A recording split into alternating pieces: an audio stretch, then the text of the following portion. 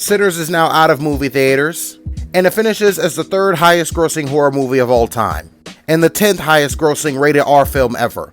And Sinners was excellent, man. It was one of the best movies I've watched in a really long time.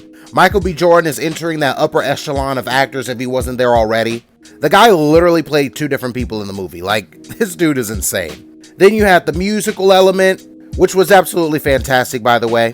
I thought it was really, really good. You had so many things come together and kind of make sense from a spiritual, musical, all those kind of perspectives. It's a movie that you really have to watch more than once to truly understand every part and every piece, and you may not even understand after that. It's so emotionally and spiritually deep that it will go over a lot of people's heads over the first watch. You need reminders. You need to watch closely. It's a movie that you actually need to sit down and examine. And I love those kind of movies. I like figuring things out. In many ways, it's a spiritual and psychological horror all in one. Then, of course, you have vampires. Speaking of vampires, this guy was one of the most excellent movie villains I've ever seen. He played the role to perfection. He literally made himself into the character. And not a lot of actors can do that. Like, if I saw this guy on the street, I'm thinking, oh shoot, that's the guy from Sinners who's probably gonna bite me and turn me into one of those monster things. He's literally that dude. Like, there are not a lot of actors that can do that. Either way, Sinners was excellent. Amazing movie. Can't wait to see what Ryan does next.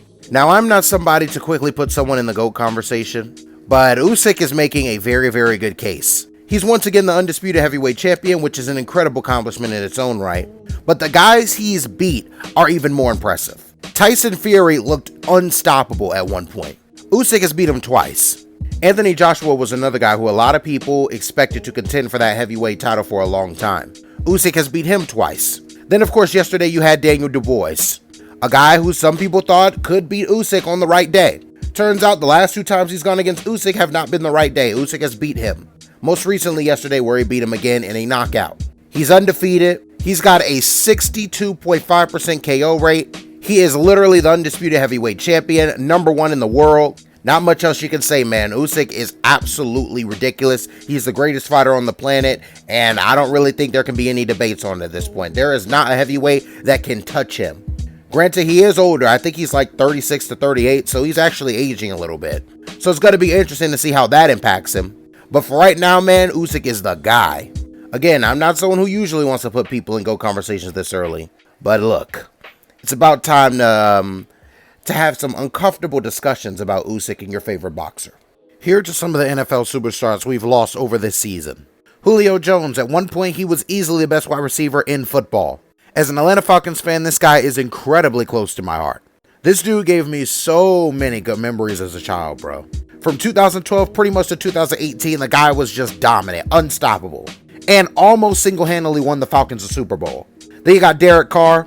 I remember when this dude came out. It's kind of insane that he's retiring right now. But Derek Carr at one point was an MVP candidate. And no matter how you felt about him, he was always a pretty steady and good quarterback. Patrick Peterson was our modern-day Deion Sanders. Super fast, super athletic, and made huge plays. Came out of LSU and was immediately impactful in the league. Think of him as Julio Jones, except the defensive back version. Incredibly good, incredibly explosive. Somebody who could change the game when he had the ball in his hands. Zach Martin may be lesser known to some of the casual fans out there, but the dude was 100% one of the greatest offensive linemen of all time for his entire career. First ballot Hall of Famer, no doubt about it. Then you got his teammate, Tyron Smith, another guy who's going to easily be in the Hall of Fame. Completely dominant, was easily the best tackle in the league for a long time. Protected both Dak Prescott and Tony Romo. Absolute tank, a unit of a player. And Ndamukong Suh, speaking of tanks, also retired. If you want to know how good this guy was, go and look back at his college highlights. Or just look back at his early Lions days. The dude might have been a menace, but he was dominant. Completely unstoppable. Then you got Mason Crosby.